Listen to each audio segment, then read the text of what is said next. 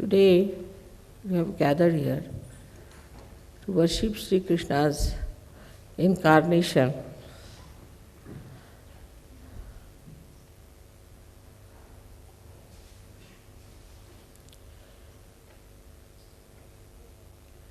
As you know that Sri Krishna is the incarnation of Narayana, of Sri Vishnu.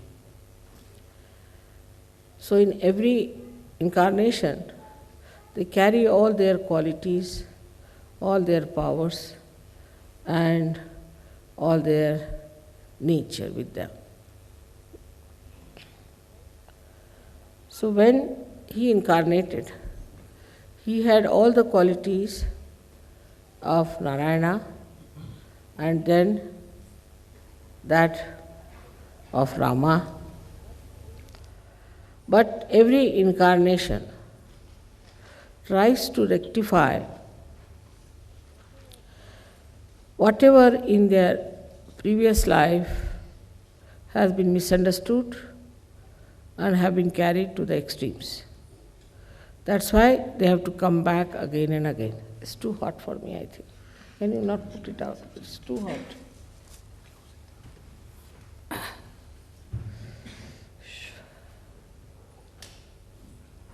This is all right.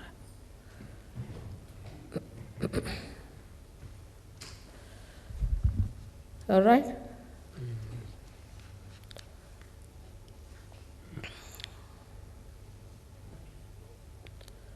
So, as Sri Vishnu, when he thought of taking his incarnation, because he is the one who is the preserver, of this creation and also the preserver of dharma. So when he took his incarnation, he had to see that people keep to their dharma. By keeping the dharma all right only, you could get your realization. So the job was quite difficult one, I should say, to keep people in the central path of Mahalakshmi. So by first incarnation, we can say that he tried to create a benevolent king as Sri Rama. Socrates has described a benevolent king. But as a result of that, people started thinking if they have become king and queen born in the family of royalty, then they are gods.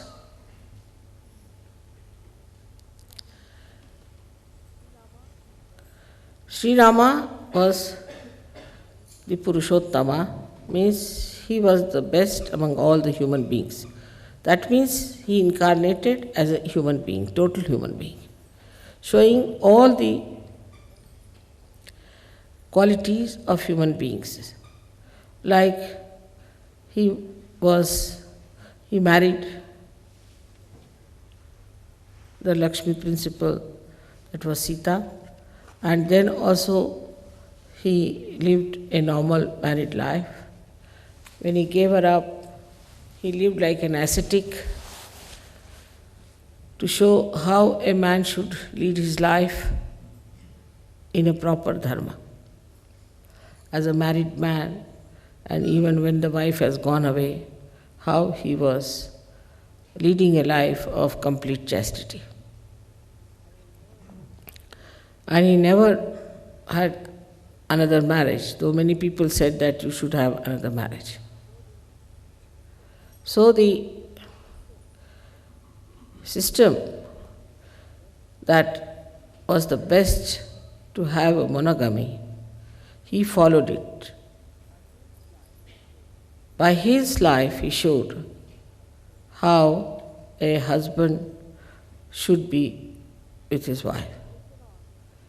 But then later on, he had another role as the king. When he became the king, then he found out that people were criticizing him because he brought Sita back from Ravana. So Sri Rama decided to send her away from him.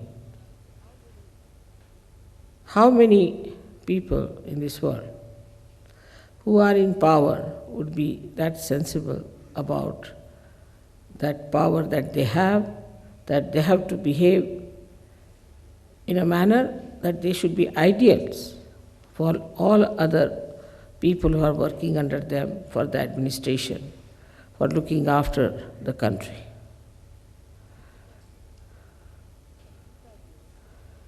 But Sita ji also, because she was also Mahalakshmi, she understood everything, the whole play, and she went away. And then Sri Rama also taught how to rule the people. So they say the most ideal kingdom was Ramaraj. When Rama ruled this world, there was peace, no competitions, everyone was joyous and happy because he was the one who was emitting fair play and dharma, joy, bliss and peace. So there was no need to have any struggle, no competition, no fighting, nothing. So this benevolent king came as an incarnation to show us how a king should be, and he led a life of a serious type, very dedicated and serious type of life, how a benevolent king should be. As a result of his incarnation, always people take to something which is not normal. So because he lived as an ascetic, people started following asceticism. We'll not marry, we'll not have our wives, we'll live like Rama, all these things they started. So asceticism grew up. Before that, before Sri Rama, all the saints used to marry, they used to have wives, they used to have children. They lived a very normal life. Only they were saints because they were very highly evolved people and they lived in ashrams, doing the work of realization and also other corrections in human beings. Now, when Sri Rama came, people thought that he was Sri Rama, so let us be like him.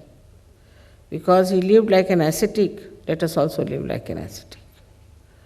So, this foolish idea of asceticism crawled in, and then people became very austere type, very austere. Nobody would laugh, nobody would smile. Everything was very serious, absolutely, and everything was done in a very dry manner. So many seekers did not marry. But apart from seekers, many seers and saints also did not marry. And because they had no balance, because marriage gives you a balance, they became very dry people, very hot-tempered people.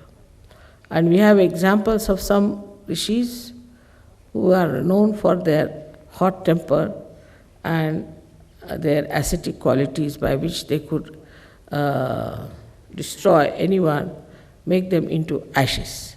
In Sanskrit called bhasma karoti. So these qualities developed. That is the time Sri Krishna came back from Sri Rama's incarnation. He came back as Sri Krishna. Sri Krishna's incarnation came to show that this whole creation is fun, is Leela. That's why he's Leeladhara. It's called as Leeladhara. He was the one who showed that everything is fun. There's nothing to be serious, nothing to be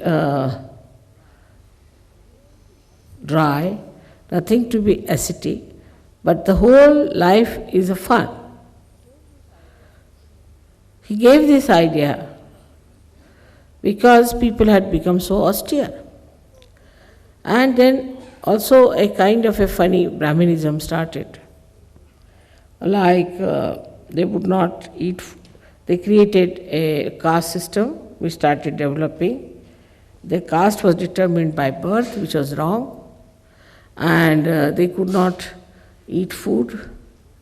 Then the Brahminism started growing up quite strong, and these Brahmins started dominating others. So Sri Krishna came, and he came as the son of a milkman. Huh? Cow? नहीं cow हट नंतर झाले पण ग्वाले के लड़के milkman's son. But they were rich milkmen, very rich milkmen. Now, that is the time, you see, the whole play was brought forth. And the play was quite cruel, I should say, because one horrible devil, Rakshasa, somehow or other,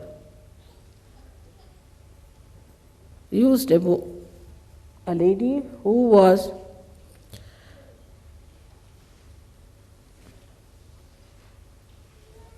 Kamsa Chai, mother of Kamsa. And she is the mother also of, we can say the grandmother of Sri Krishna. So she had a son who was also a Rakshasa. So it's all a play of the same.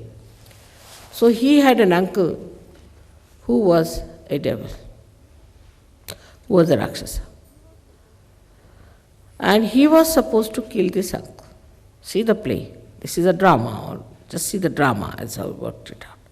He was supposed to kill this uncle who was very powerful and who was a devil. So, in his childhood, he used to play. He used to play with milkmaids and with other ladies. He was very young. He was about 5 years of age. And he did all kinds of pranks and he did all kinds of leelas. Like he killed one snake, very big snake, a cobra, very well known cobra. And also he killed many Rakshasas and Rakshasinis with his power. In a play. Just in a play he used to do it. And you must have read the stories about him. How he showed that there is no need to have a big army of people as Sri Rama had. He didn't use any monkeys or anyone. Though Hanumana was sitting on his chariot, but he never used all these outside powers. Only whatever he had the weapons that he used to show that there is no need to use any army or other people to kill a Rakshasa. And all was in a very playful manner. At the time of Sri Rama, he was not supposed to know that he was an incarnation. But it was reflected to him by various methods that he was an incarnation. And still he would not accept it because he was not supposed to know. It's something like Mahamaya. But say all the cameras are now giving you all the evidence of the real Mahamaya, what she is like.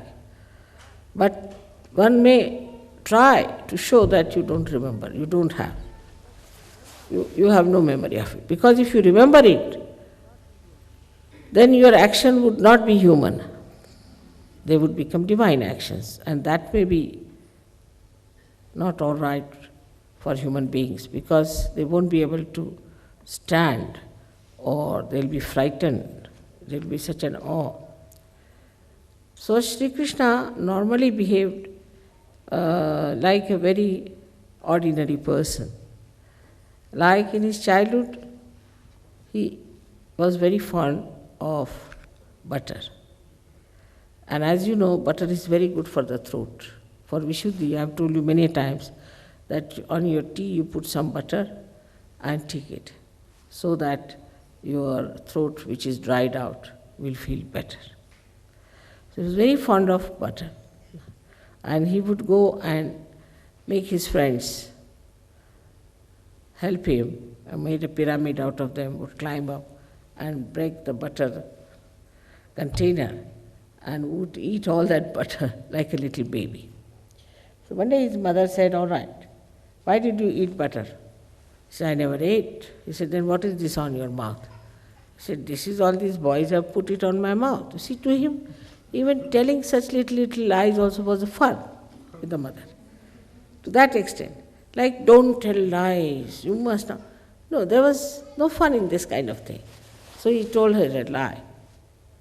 "See now, these people have put it on my mouth, they have eaten all the butter, and now I am the one you are catching." So she said, "Really? Open your mouth." So he opened his mouth. And there she saw all this in the mouth. The whole universe moving in the Vishuddhi, the complete Vishuddhi chakra. She saw and she just bowed to him. Then he says, "Why are you bowing to me?"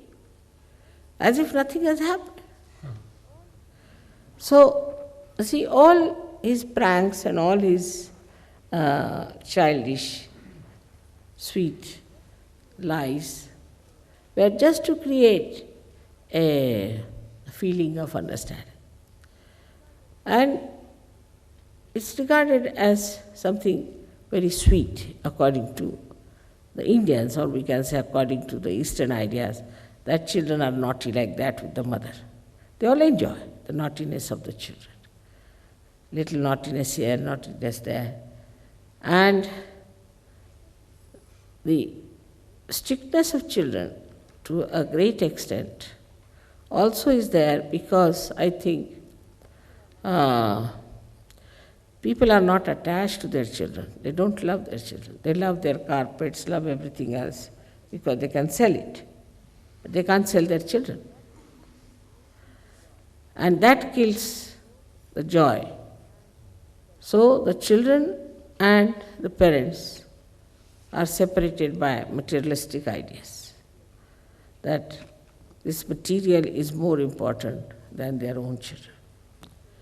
So in his childhood, he has shown lots of pranks and lot of things, and the way he used to steal also.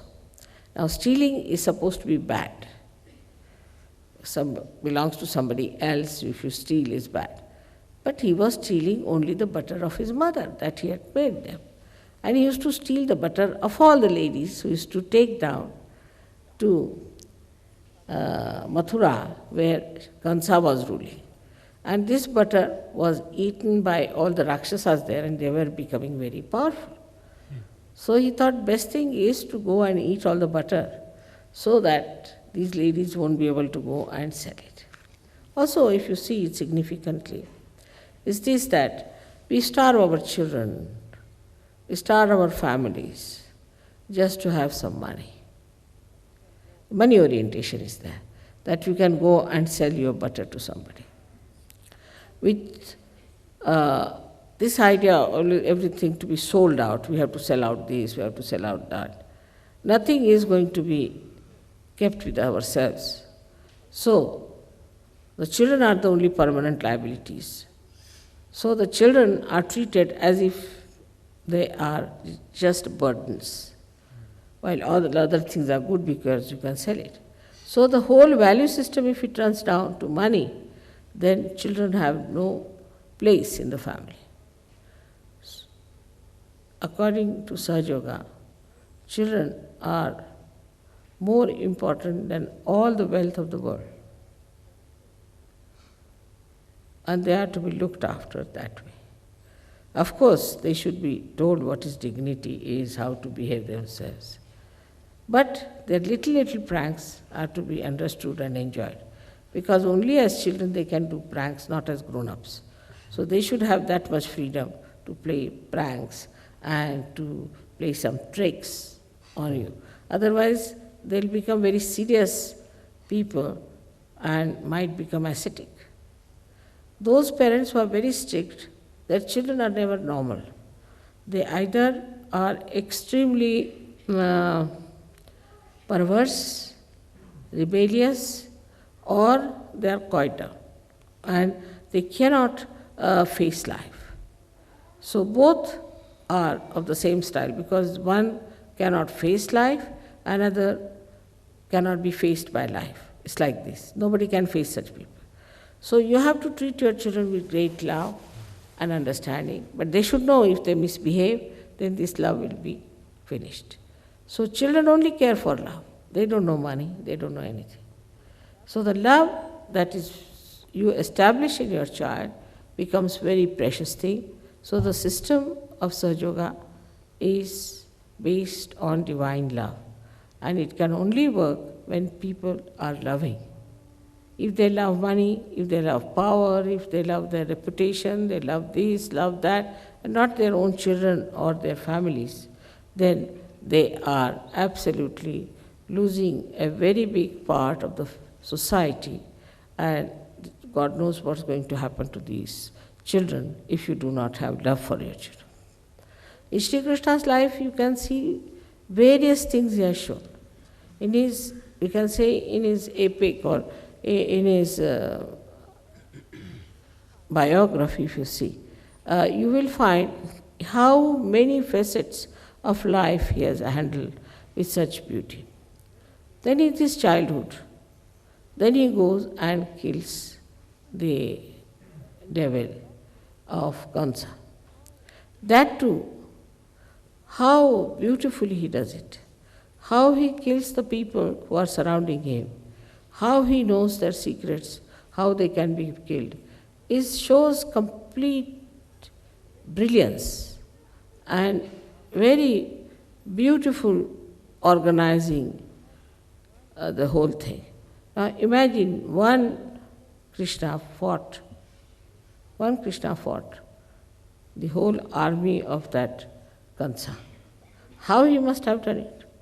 Because after all he is Virat, and all the powers that are of this all-pervading power are in his hands. He can do whatever he likes, he can play around as he likes, he can finish off anybody he wants, and it is so easy for him to manage all these things simultaneously. Then came his life when he became the king. When he became the king, he wanted, I should say, in a way that he wanted to establish people in dharma, and he needed the help of the 5 elements. So he made them into 5 ladies whom he married, so he has 5 wives. But there are 5 elements, part and parcel of his being. But he was Yogeshwara, absolutely detached in his yoga. But he had, for practical purposes, we can say, 5 wives. And there were 16,000 women who became his wives. These 16,000 women are nothing but his 16,000 powers. Because you know his chakras they have got 16 petals. And these 16 petals multiplied by the Viratas, 1,000 petals each. So it comes to 16,000 powers. So these 16,000 powers were incarnated as women, were taken away by some horrible king, and he went there, fought that king, and brought these ladies Now it is so that even an old man has a young lady with him. People will never think that there is good relationship. They'll always think there must be something wrong. So he had to marry them because he had to keep these ladies, so he married them. But mother's position is different because mother can have 1,000 children. But poor man, even if he has one woman round him, everybody will say he is a bad person. So he had to marry all of them, so-called marriage, and these 16,000 powers stayed with him, by which he established our Vishuddhi Chakra. Now, when we have our Vishuddhi problems, we have to know what are the deities on both the sides and what were their qualities which are lacking in us. That's why we are suffering. Let's see the right side, Vishuddhi, when we catch.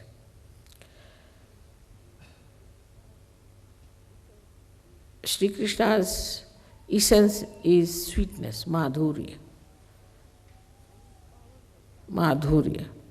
And his power was Radha. Ra is energy, Dha is the one who has sustained the energy. And her power was, she was called as Ahlad. Ahlad means joy-giving qualities she had.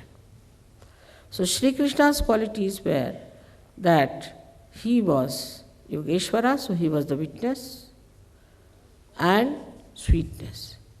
Now a person who shouts and screams and talks loudly and loses his temper in a very loud voice, or who speaks very loudly all the time, they all suffer from the right Vishuddhi. So one should understand that even when you have to scold somebody, you have to just say, what are you doing? Why are you doing like this? Otherwise, why did you, like this? Finished, right Vishuddhi, over. It's finished now. So for the right Vishuddhi, we use the mantra of Vithala and Rakhumai, these two persons. You see, it is very significant, that also. Because they say that there was a Pundarikaksh, one boy, who was serving his parents. And his parents were sleeping, he was pressing their feet. When Vithala and his power, Rakhumai, Rukmini, they appeared in the door. But he said, now keep quiet. My parents are sleeping, so you stay there. So he had one brick near him which he threw and asked them, you stay on that. So they kept quiet. They kept quiet because they are sleepy. Now this is the thing. On the right side, if you are talking loudly, if you talk too much, if you intimidate people with your talking, then you catch on right Vishuddhi. So for that, best is to take some rest and give some rest to your right Vishuddhi by stopping your talk. Go into mauna, they said, just don't talk. For some time if you don't talk, you will see that your Vishuddhi will be improved, your problems will be improved. So as it is the right side, what happens is that the heat starts coming from the stomach. It's all in one play. We can say not from the stomach, but actually from the liver. The heat starts rising. It first goes into right heart. As a result, you might become a very hot-tempered husband or a father or something. You might get asthma, anything with that right heart. Then it passes on to your right Vishuddhi. When it goes to your right Vishuddhi, then you become a very irritable, hot-tempered person. All the time you shout at someone. Nobody can talk to you. If somebody has to talk to you, he has to use a barge pole in between. God knows what time he'll shout at you. Or maybe I've seen many women lose their hearing or men lose their hearing when there's somebody who is shouting at them. So shouting is a very bad thing for others and also for yourself. Because of course your Vishuddhi goes out, after some time your voice goes out, after some time you cannot talk, and sometimes they have to just keep quiet. But for others, it's even worse. Because if you use your anger in that manner, then that person might be just frightened of you, might develop inferiority complex, might become a left-sided person, might catch some boots. God knows what can happen to a person who has somebody all the time shouting at him. But the worst physical thing could be that he can become deaf. So, from Sri Krishna's life, one has to learn that how he would just play his flute and the whole atmosphere used to become absolutely quiet, without any ripple of any trouble, any idea of disturbance, just peaceful. But in modern times, the other way now. They have the music where the right Vishuddhi is about to break or burst, I don't know what sort of music it is. When they listen to this music, see, then it excites. Then it excites you. It doesn't make you peaceful. It excites you more and more. But as Sri Krishna becomes Virata, your limbic area also gets numbed with it. And when this shouting music is too much, then they have to use loudspeakers and shout much more. Then they have to put something near the ear to hear something. Otherwise, they have no excitement. All the exciting, we can say, all the exciting cells become numbed. And you have to really go in for tremendous effort to create that excitement in those numbed cells. So it's very dangerous throughout. If you see that it starts from the liver, goes to the right heart, then to Vishuddhi, and then in the brain. So then you take to drugs, because your brain is numbed out. So you take to drugs, and when you take to drugs, then you feel that you are all right. Then again, you feel that this drug is not sufficient, then you take stronger drugs, then you take more drugs. It goes on one after another. Ultimately, it reaches a stage when you are nowhere. So it is all self-destructive.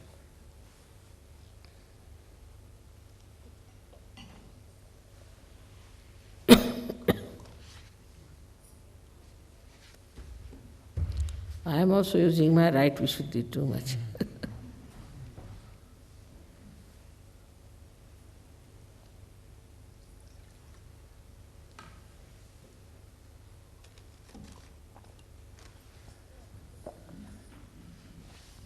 So on the right Vishuddhi, you have to learn to have mauna, means silence.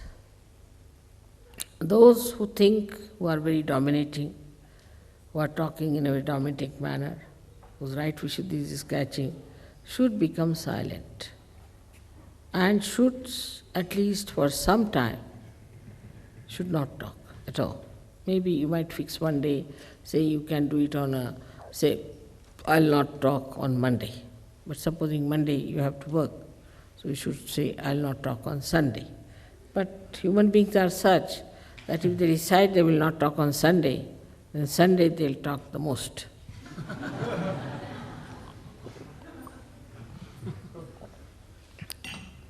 And this shouting and then intimidating people, you have no right. You have no business to shout at anyone whatsoever. What is the need to shout? After all, you are a human being, another one is a human being.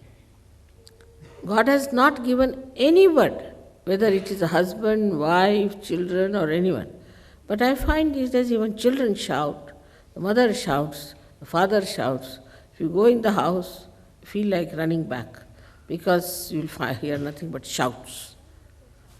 So this kind of a family system will rock, completely finish that family, and there will be no beautiful relationship between each other and between the other people.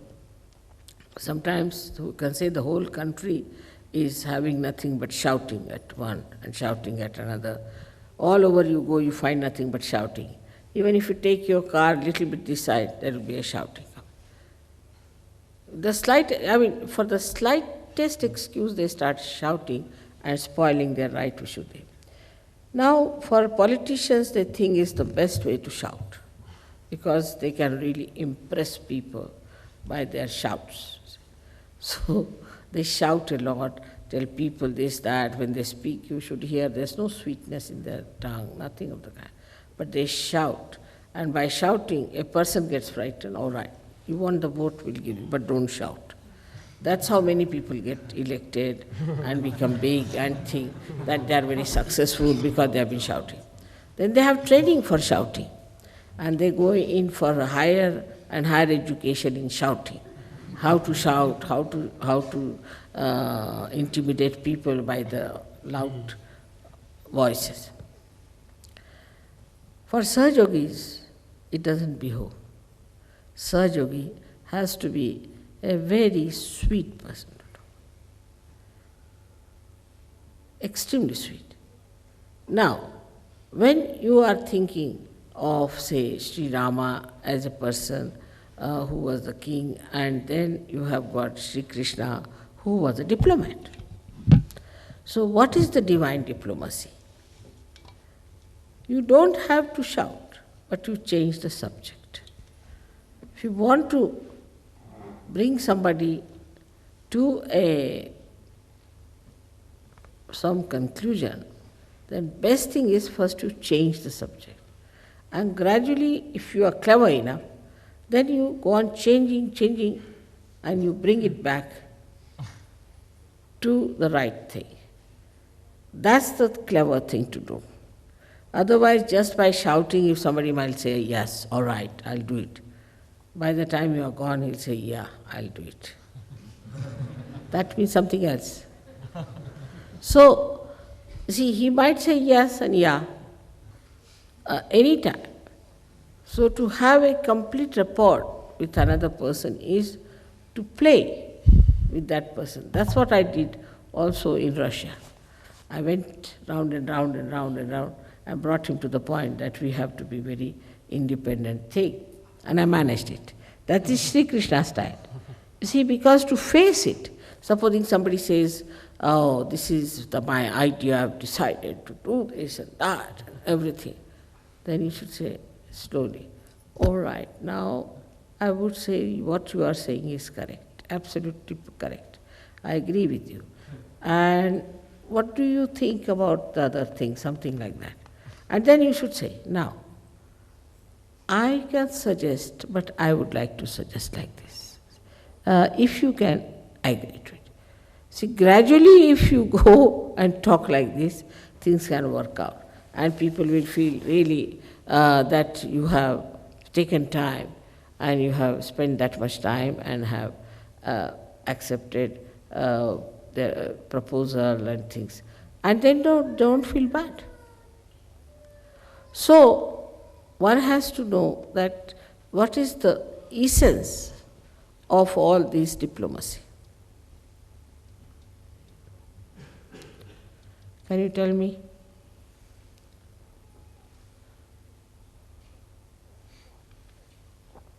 What is the essence of this diplomacy?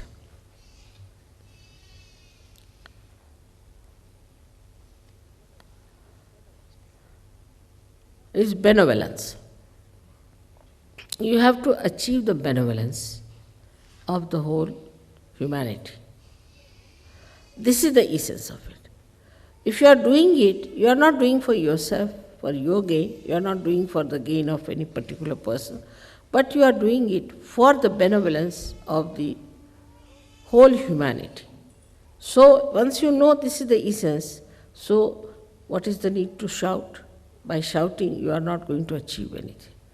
So to play around with it and bring it to that point, which is benevolence, like Krishna was asked that you said that you have to tell the truth, and it has to be also very pleasing. Satyam vadet, priyam vadet. He said, how can it be? These two things cannot be. Supposing you tell the truth, people may not like it, may not please that person.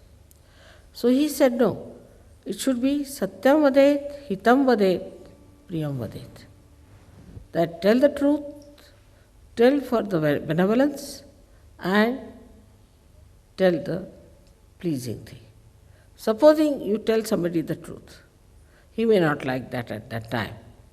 Supposing you tell that person, now don't go today by plane. He will not like it. What do you mean? I am going to go. No, please don't go. I request you. Then he finds out that day the plane went and had a crash. So he thinks this was good because for my benevolence this is worked out. So this is something so good. So immediately he feels obliged to you and he thinks we have to have told him the truth by which it was his benevolence and that's why he is pleased. So in the long run, if you talk something for the benevolence of a person, but benevolence of the spirit, then such a person immediately thinks that we have really done such a great obligation on him, that you have saved him.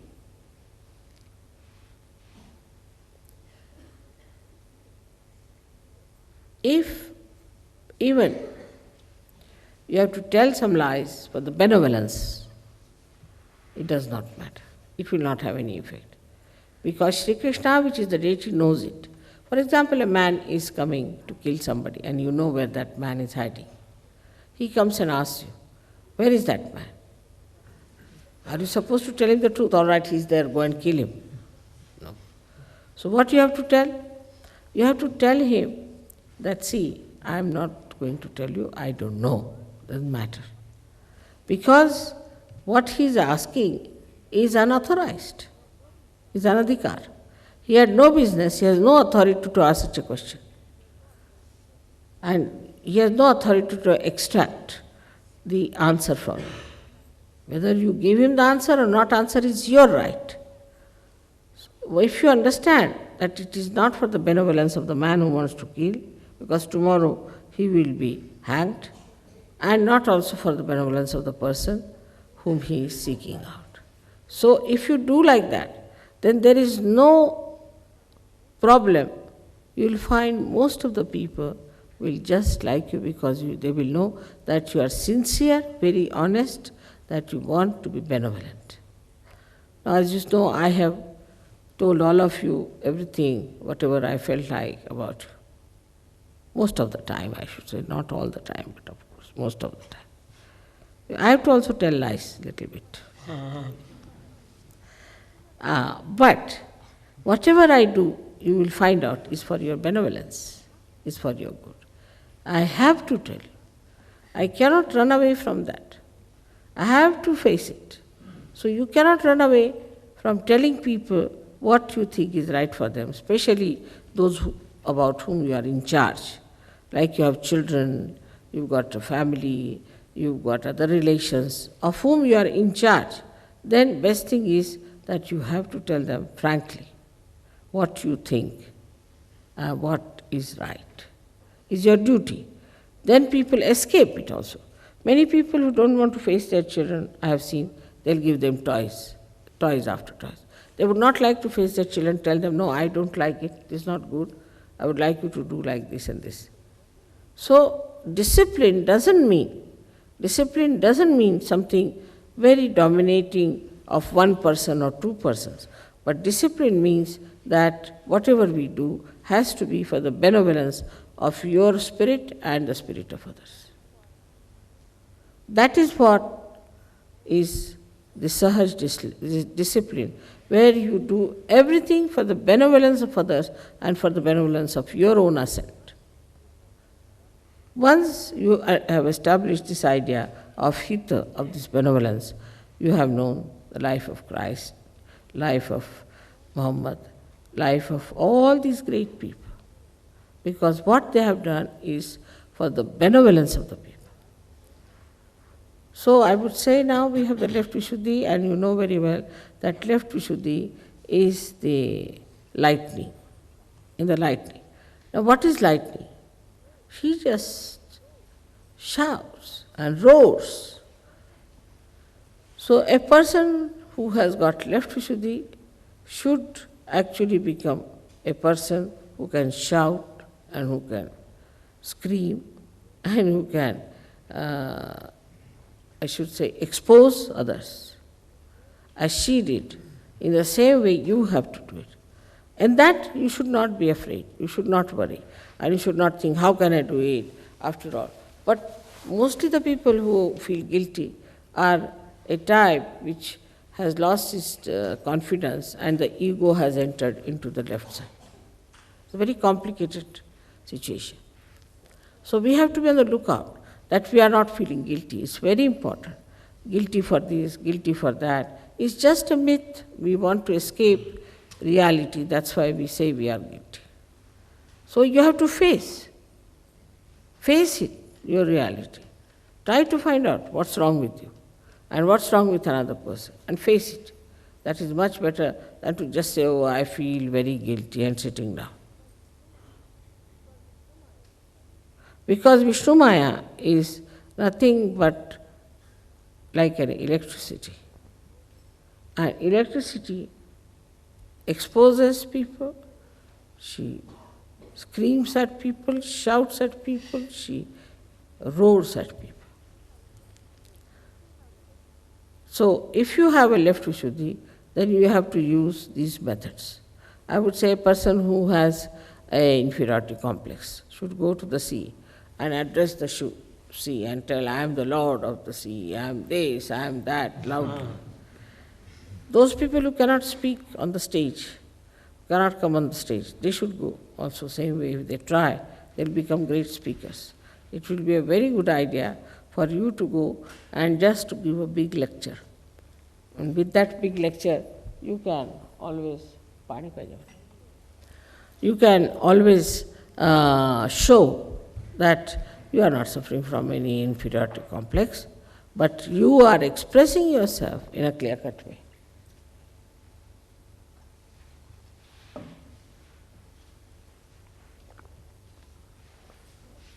Thank you. So, now you will see the power of Sri Krishna is of the throat of the right side, where what is the power he has got? The power is that his sweetness. He has the power of the shouting, or you can say with which vocal cord you can call it. He is the power of the vocal cord. But how does he use his power? Is for sweetness. It's a contrast. And the same thing happens with Vishnu Maya too. Now Vishnu Maya is the potential power in the clouds. It's a potential one. But what she does is to scream, shout, and show her existence, that she exists.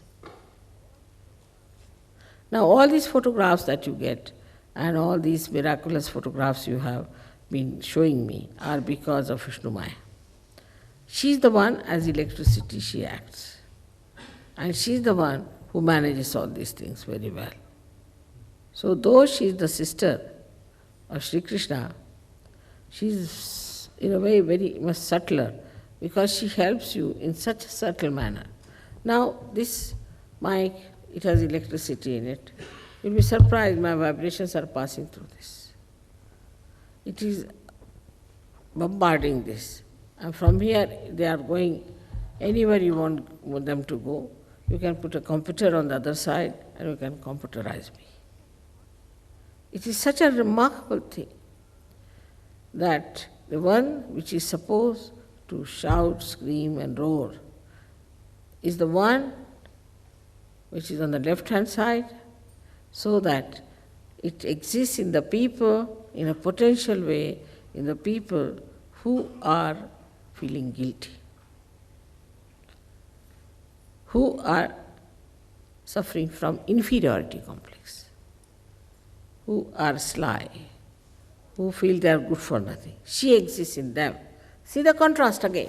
She exists in them, that her power, she exists in a person or expresses in a person who is not self-confident.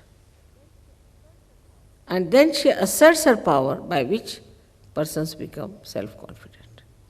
This is how her working comes in, and that is potentially within us also. So when we talk of Vishnu Maya, we have to know that she's sitting down there. Any moment we decide, we can become great speakers, we can expose people, we'll be like lightning, we can roar, but normally we are not. So it gives balance to both sides of people. But in the center, when you rise, the Kundalini rises, most of the people have their Vishuddhi Gautam. Most of the people. So they have to either see that they are not guilty, or they have to see that there is no shouting, nothing, they are not aggressive in their shouts, and plus they have to see that they are completely in balance with themselves. So they are in the central path by which they become sweet, kind, and nice. Now there are many people who artificially become sweet, artificially. They have to take out some money, so they'll be extremely sweet and nice. Such people are really going to go to hell, because they are using the power of Sri Krishna in a very absurd manner, and for that they cannot be spared. So those who are artificially sweet are good for nothing. You have to be really sweet and kind if you think of him as one who is Narayana, who is Sri Rama, who is Sri Krishna, and who is the Lord of your Vishuddhi.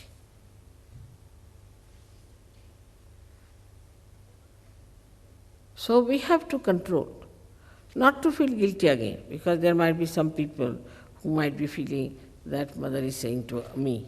I'm not saying to anyone as such. It's a general talk.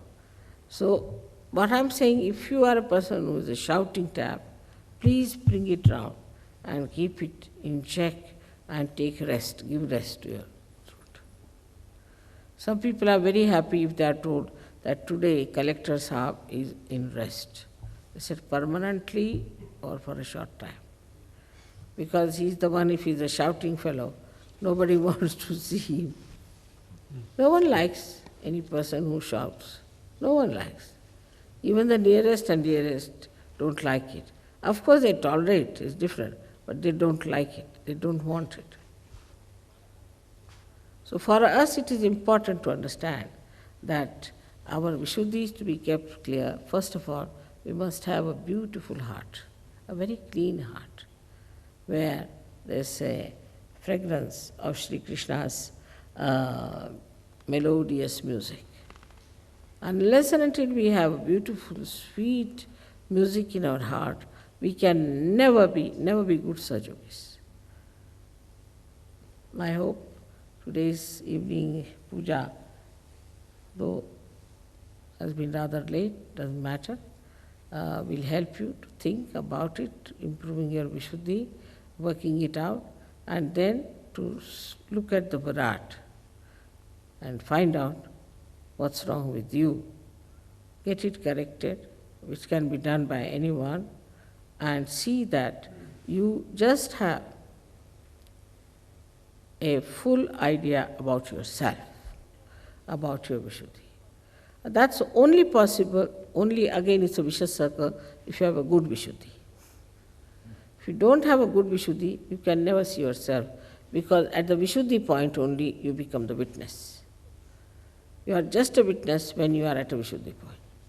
So you have to be at the Vishuddhi a witness. If you have achieved the witness nature, then you can see in your Vishuddhi what's wrong with you, what's wrong with your problems, with your atmosphere, everything, and you will end up here only, thinking, oh, this is the one that is wrong. So today, when we are worshipping Sri Krishna, we should know that our Vishuddhis and our brain, because ultimately he becomes the brain. Sri Krishna becomes the brain. That's what I told you, that the fat of the stomach goes in the brain. So Sri Narayana enters into the brain and becomes what we call as Virat, Akbar. And when he becomes Akbar, then he is the brain in the big macrocosm. He is the brain. So people who worship Sri Krishna become brainy people without ego. Their brain develops and they have no ego about it. Egoless intelligence, which I call as the pure intelligence, starts manifesting. May God bless you all. पानी दे गर्मी है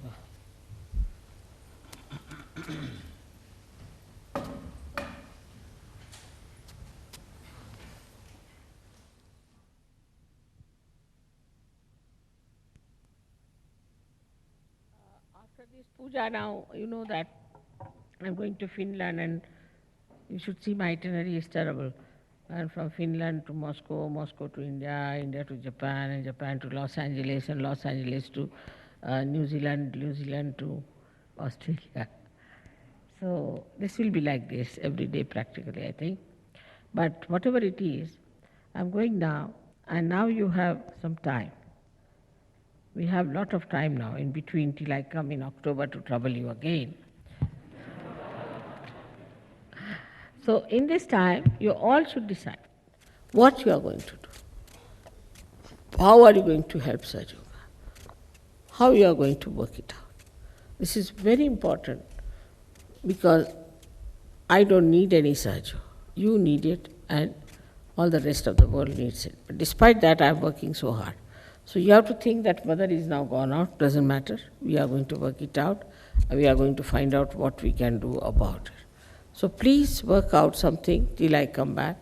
I'll be back here again in October. Then we'll see what we can do and achieve further. But let's see what you have achieved and bring them to some conclusions, bring them to some fruits. And that is what I'm expecting. Now I have to thank all the people who have done so much for Sahaja Yoga already, and all the centers and all the countries where Sahaja Yoga started and is growing so much. I don't know if you know the names of all the leaders or not, but it is worth knowing all the leaders of all the countries and paying your attention to them, and that praying that they should be able to deliver the blessings of Sahaja Yoga to everyone. Also, they should be able to have visions, to see what they can do, and how they can combine different countries, and how they can work out through their own countries. So this is what it is, and I have to thank all the leaders of the world and all the people wherever I have been so far for the arrangements and everything they did. They worked very hard and achieved such a lot of things. And I have to thank also the Sahaja Yogis who are with them, who have helped so much. Thank you very much, all of you.